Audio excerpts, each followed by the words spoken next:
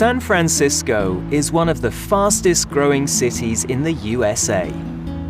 Thanks to its location just north of Silicon Valley, business is booming, and the city is attracting some of the world's most successful technology companies. But traditionally, San Francisco has always felt more like a small city than a bustling metropolis. During the 60s and 70s, it was a vibrant hub of art, music, and politics. And its reputation as a center of counterculture attracted people from all over the world. Today, however, the city's writers, eco-warriors, and activists live alongside technology entrepreneurs and millionaire business leaders. This has created a new buzz. But some feel San Francisco is losing its sense of community.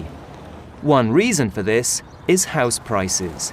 San Francisco now has the most expensive average house prices of any American city, and many long-time residents are moving to more affordable locations just outside the city.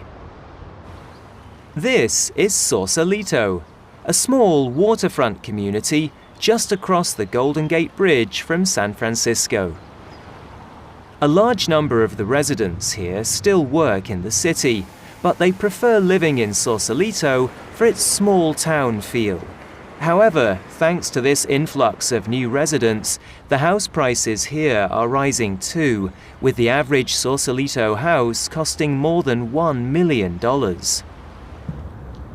But there is one area that still offers affordable housing and a strong neighborly spirit: Sausalito's world-famous houseboat community.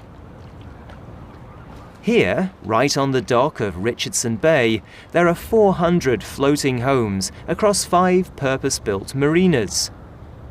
Residents Carl and Joan have both spent many years living as part of the tight-knit Sausalito houseboat community. I've been here 41 years, over 41, since 74. I've never lived in a place this long. I mean, all the houses and apartments I lived in, the longest I ever lived in one place was a year and a half. As far as like living here, it's just the greatest thing I've ever done, really. I'd hate to have to leave here. I moved here in 1997, so I've lived here for 18 years. It's different, and I just love it. I love living here. I love the view. I like the people, and there's just a great sense of community here that I really enjoy.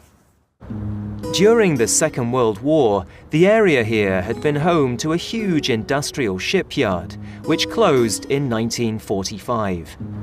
Immediately afterwards, a number of people moved here and converted the old boats into homes.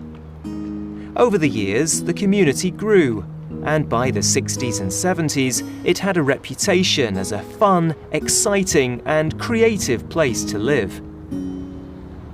Today, the houseboats are connected to local amenities, and many residents claim they are as comfortable as any small house. Well, there's so many different types of houseboats. They all look pretty different, and some are extremely modern and really lovely. Some need a lot more work than others do, and then most of us are kind of sort of in between, where there's always something to do to make it better. The houseboat owners face many unique challenges, and maintenance is a constant battle against nature. In order to combat this, the residents here work together, sharing knowledge, tools, and labor to ensure everybody has a safe and secure home to live in. The Sausalito houseboat community has changed a lot since the days of the hippies. The floating homes here today are much more permanent than they used to be. They cost more too, but are still much cheaper than other properties in the same area. Joan and Carl have experienced these changes firsthand. If there's any challenge, it might be that somebody up on the hill in Sausalito say, "Oh, you live in a houseboat? Oh, my dear, oh my, isn't that nice?" And that would be about it, A lot of people look down their noses at houseboats because they all originated back in the hippie days.